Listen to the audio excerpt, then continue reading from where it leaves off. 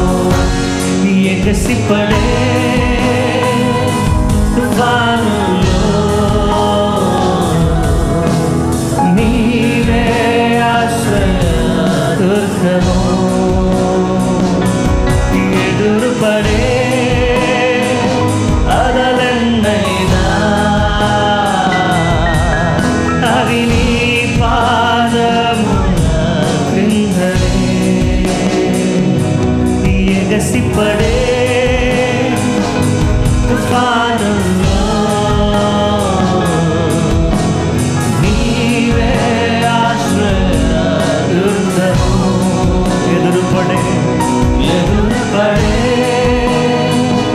అలలెన్నైనా అవి నీ పాదముల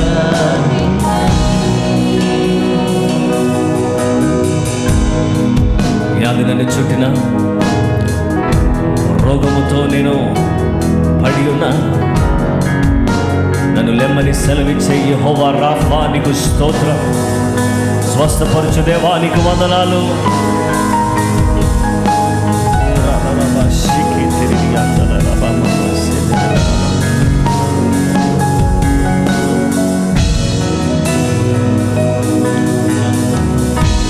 వ్యాధి నన్ను చుట్టిన లెమ్మని సెలవిచ్చెను యెహోవా రాఫా నీవే నా స్వస్థత. వ్యాధి నన్ను చుట్టిన లెమ్మని సెలవిచ్చెను యెహోవా రాఫా నీవే నా స్వస్థత. గడిచిన కాలము నాతో ఉన్నావు, నేను నా తోడు నడుచుచున్నావు. నాతోనే ఉంటావు. ఎగసిపడే తుఫానుల్లో నీవే ఆశ్రయ దుర్గము. స్పర్శితులు ఎదురుపడే అలలెన్నైనా అవి నీ పాదముల క్రిందనే ఎగసిపడే తుఫానుల్లో నీవే ఆశ్రయ దుర్గము. ఎదురుపడే అలలెన్నైనా అవి నీ పాదముల క్రిందనే.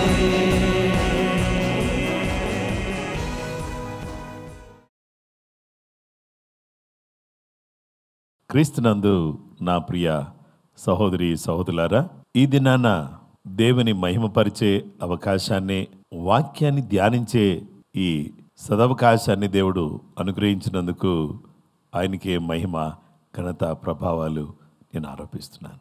మీరందరూ బాగున్నారా?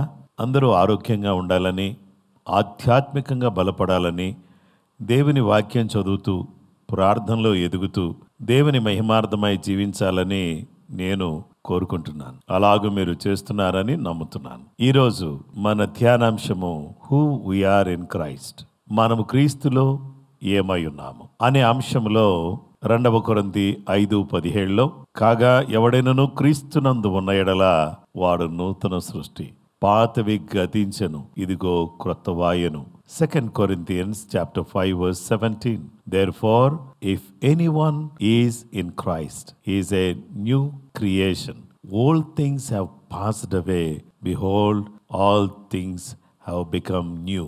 దేవుని బిడ్డలమైనటువంటి మనం క్రీస్తులో ఏమై ఉన్నాము అని అంటే, మొదటిగా దేవుని పిల్లలమై ఉన్నాం. అలాగుననే రెండవదిగా మనము విమోచించబడిన వారము, వీఆర్ రిడీమ్డ్.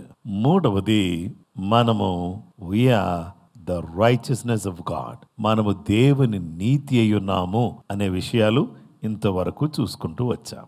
ఈరోజు 4వ విషయాన్ని మనం చూద్దాం. వీఆర్ మోర్ దెన్ కాంకరర్స్, మనము జయించిన వారము. దేవుని వాక్యములో మనం చూస్తే మనము దేవుని ద్వారా అత్యధిక విజయాన్ని పొందిన వారము అని దేవుని వాక్యం మనకు తెలియచేస్తుంది. రోమాపత్రిక 8వ అధ్యాయం 37వ వచనములో ఆయనను మనలను ప్రేమించిన వాని ద్వారా మనం వీటన్నిటిలో అత్యధిక విజయము పొందుచున్నాము. మనము ఆయన మనల్ని ప్రేమించి మనకందరికి కూడా అత్యధిక విజయాన్ని దయచేస్తున్నాడు. Romans chapter 8:37 Yet in all these things we are more than conquerors through him who loved us. దేవుని వాక్యాన్ని మనం చూస్తే ఆయన మనల్ని జయించిన వారికంటే అత్యధిక విజయం పొందాలనే ఉద్దేశంతో దేవుడు మనకు ఈ యొక్క చక్కటి అవకాశాన్ని మనకిచ్చారు. మనము ఎలా జయించగలం జీవితంలో? అత్యధిక విజయం అంటే యుద్ధంలో ఉన్న వాళ్ళకే కదా అత్యధిక విజయం అనేది దొరికేది. ఏ విధమైన పోరాటం, ఏ విధమైన యుద్ధం, మనము ఎలాంటి పరిస్థితుల్లో ఉన్నాం? రోమాపత్రిక 8వ అధ్యాయం 35వ వచనం, క్రీస్తు ప్రేమ నుండి మనలను ఎడబాపు వాడెవడు? శ్రమ అయినను, బాధ అయినను, హింస అయినను, కరువైనను, వస్త్రహీనత అయినను, ఉపద్రవమైనను, ఖడ్గమైనను మనలను ఎడబాపునా? దేవుని వాక్యాన్ని మనం చూస్తే క్రీస్తు ప్రేమ నుండి మనలను ఎడబాపే వాళ్ళెవరు? శ్రమ అయినా, బాధ అయినా, హింస అయినా, కరువైనా, వస్త్రహీనత అయినా, ఉపద్రవమైన, ఖడ్గమైన ఆ దేవుని ప్రేమ నుంచి మనం వేరు చేసేవాళ్ళు ఎవరు? అవును, నిజమే. దేవుని వాక్యాన్ని మనం చూస్తే ఇక్కడ మనకు కనబడుతున్న ఒక అద్భుతమైన విషయం ఏంటంటే, అవును, ఈ లోకములో శ్రమలైన, బాధలైన, హింసలైన, కరువులైన, ఖడ్గమైన, యుద్ధమైన, వస్త్రహీనత అయినా, ఉపద్రవాలైన, ఎలాంటి పరిస్థితులైనా యేసయ్య ప్రేమలో నుంచి మనల్ని ఎవరు కూడా వేరు చేయలేరు. దేవుని వాక్యం మనకు చెబుతున్నటువంటి సత్యం ఏంటంటే, ఈరోజు నా ప్రియ స్నేహితులారా, పరిశుద్ధ గ్రంథములో ప్రభు మనతో మాట్లాడుచున్నటువంటి ఈ చక్కటి విషయాన్ని ఒక్కసారి మనం ఆలోచన చేస్తే, వీటన్నిటిలో కూడా మనకు విజయాన్ని దయచేసే ఆ సోర్స్ ఆఫ్ విక్టరీ ఎవరు అనంటే యేసు ప్రభువారే. యేసు ప్రభువారే మనకు విజయాన్ని కలుగు చేసేవాడిగా ఉన్నాడు. యోహాను సువార్త 16వ అధ్యాయం 33వ వచనంలో ఇలా ఉంది, నా యందు మీకు సమాధానము కలుగునట్లు ఈ మాటలు మీతో చెప్పుచున్నాను. లోకములో మీకు శ్రమ కలుగును, అయినను ధైర్యము తెచ్చుకునుడి, నేను లోకమును జయించి ఉన్నానెను. పరిశుద్ధ లేఖనములో మనం చూస్తే, these things I have spoken to you that in me you may have peace. In the world you will have tribulation, but be of good cheer.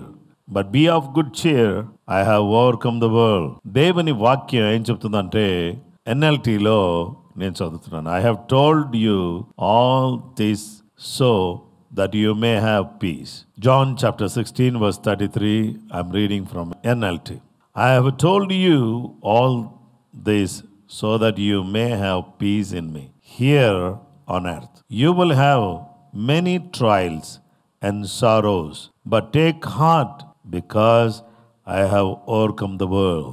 దేవుడు ఏం చెప్తున్నాడంటే, ఇదిగో మీరు ధైర్యంగా ఉండండి. ఎలాంటి యుద్ధాలున్నా, ఎలాంటి పోరాటాలున్నా, లోకంలో ఎలాంటి శ్రమలున్నా మీరు ధైర్యంగా ఉండండి. నేను లోకాన్ని జయించాను అని చెప్తున్నాడు. అలాగే మొదటి యోహాను పత్రిక 4వ అధ్యాయం 4వ వచనంలో, చిన్నపిల్లలారా మీరు దేవుని సంబంధులు, మీలో ఉన్నవాడు లోకములో ఉన్నవాని కంటే గొప్పవాడు గనుక మీరు వారిని జయించి ఉన్నారు. మీరు చిన్నపిల్లలారా మీరు దేవుని సంబంధులు, మీలో ఉన్నాడు చూశాడా, ఆయన లోకంలో ఉన్నవాని కంటే గొప్పోడు. కాబట్టి అందుకనే మీరు లోకాన్ని జయించిన వాళ్ళుగా మీరున్నారు. గనుక నా ప్రియ సహోదరి సహోదరులారా, ఈరోజు ఆ జీవము గల దేవుని సన్నిధిలో ఆయన ఎదుట ఉన్నటువంటి మనమందరం కూడా నేర్చుకోవలసిన, తెలుసుకోవలసిన విషయం ఏంటంటే, మనము లోక సంబంధులుగా కాకుండా ఆత్మ సంబంధులుగా ఉంటూ దేవుని సన్నిధిని అనుభవిస్తూ దేవుడిచ్చే విజయాన్ని పొందుకునేవారుగా ఉండాలి. దేవుని వాక్యం ఏం చెప్తుందంటే, లివ్ యాజ్ ఎ కంకరర్, జయించే వాడిగా జీవించు అని దేవుని వాక్యం చెప్తుంది. కాబట్టి ఇలాగూ జీవించటానికి మనం చేయాల్సిన పని ఏంటంటే, we need to walk in faith, not in fear. మనము విశ్వాసములో నడవాలి, భయములో కాదు. మనము విశ్వాసములో నడిచినప్పుడు మనం జయిస్తాము, భయములో నడిచినప్పుడు ఓడిపోతాము. దేవుని వాక్యాన్ని మనం చూస్తే speak life even in dark seasons. ఎన్ని రకాలైన చీకటి పరిస్థితులు నీవు ఎదురవుతున్నప్పటికి కూడా స్పీక్ లైఫ్. మరణం గురించి మాట్లాడకు, ఓటమి గురించి మాట్లాడకు. Speak life in Jesus name. యేసు నామములో జీవం గురించి మాట్లాడడం ప్రారంభించు.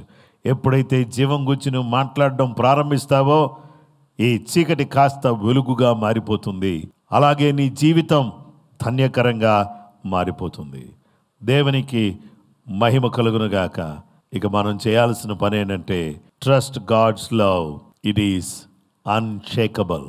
దేవుని వాక్య భాగములు మనం చూస్తే దేవుని ప్రేమయందు మనము నమ్మికుంచుదాం. వివిధ రకాలైన ప్రేమలు ఈ లోకములో ఉన్నా అవి శాశ్వతమైనవి కాదు. దేవుని ప్రేమ మాత్రమే శాశ్వతమైనది. అలాంటి దేవుని ప్రేమను కలిగినటువంటి వారమై మనం ఈ లోకములో జీవించటానికి తన కృప, తన సహాయమును మనకు దయచేయాలి. మనము జయించేవారిగా శరీరాశలను, నేత్రాశలను, జీవపడంబాన్ని మనము జయించేవారిగా, లోకములోని శ్రమలను, కష్టాలను జయించి జీవము గల దేవుని కలిగినటువంటి వారిగా, జయశీలురుగా ఆయన కలిగినటువంటి మనము ఓటమి లేని వారిగా, జయించేవారిగా బ్రతకడానికి కృపగల దేవుడు మనకు సహాయం చేయును కాక. ప్రార్థన చేసుకుందాం. మహోన్నతుడైన మా తండ్రి, మేము నీలో అత్యధిక విజయం పొందేవారిగా మేముండే అవకాశాన్ని మీరు మాకు దయచేసినందుకు నీకు కృతజ్ఞతలు. మీ బిడ్డలమైనటువంటి మమ్మలను మీరు ఒకసారి జ్ఞాపకం చేసుకుని మీ ఆత్మకార్యం జరిగించి మీ చిత్త ప్రకారంగా సమస్తమును కూడా చేసి నీ నామాన్ని హెచ్చించుకుని దీవించమని ప్రార్థన చేస్తున్నాం. నమ్మదగిన దేవుడు, పరిశుద్ధుడవు మా తండ్రి, నీ ప్రత్యేకమైన కృప మాకు చూపించండి. నీ సహాయమును మాకు దయచేయండి. ఆత్మ సంబంధమైన జ్ఞానముతో జయించేవారిగా మీరు కృప మాకు అనుగ్రహించి ఓటమిని మా దగ్గర నుంచి దూరం చేసి మేము ఎదుర్కొంటున్న పోరాటాల్లో, మేము ఎదుర్కొంటున్న సమస్యల్లో, ఇరుకుల్లో, ఇబ్బందుల్లో మేము ఓడిపోయేవారిగా కాకుండా, పడిపోయేవారిగా కాకుండా మేమందరం కూడా జయించేవారిగా ఉండడానికి కృప మాకు దయచేసి మీరే మహిమ, మీరే ఘనత, ప్రభావాలు పొందుకోమని క్రీస్తు యేసు పరిశుద్ధ నామములో ప్రార్థన చేసి వేడుకొనుచున్నాం మా పరలోకపు తండ్రి. ఆమేన్. క్రీస్తునందు ప్రియమైన సహోదరి సహోదరులారా, ప్రభువైన యేసుక్రీస్తు నామములో మీకందరికి కూడా వందనాలు. ఈ యొక్క ప్రార్థనా పోరాటంలో పాలు పంపులు పొందుటను బట్టి మీరు పొందుతున్న ఆత్మీయ మేలులను, దీవెనలను దయచేసి ఇతరులతో పంచుకోండి. వీలైతే నాకు కూడా వాటిని తెలియచేయండి. అంత మాత్రమే కాదు, ఈ చిన్న సందేశం ద్వారా మీరు దీవించబడినట్లయితే వేరే వాళ్ళకు కూడా పంచుకోవడానికి, షేర్ చేయడానికి మరిచిపోవద్దని మనవి చేస్తున్నాను. జేజీఎం జాషువా దీవెన్ యూట్యూబ్ ఛానల్స్లో సబ్స్క్రైబర్స్ని, వ్యూవర్స్ని ప్రభు సమృద్ధిగా దీవించును గాక. కృప మీకు తోడయును గాక. అందరికీ ప్రైజ్ ద లార్డ్.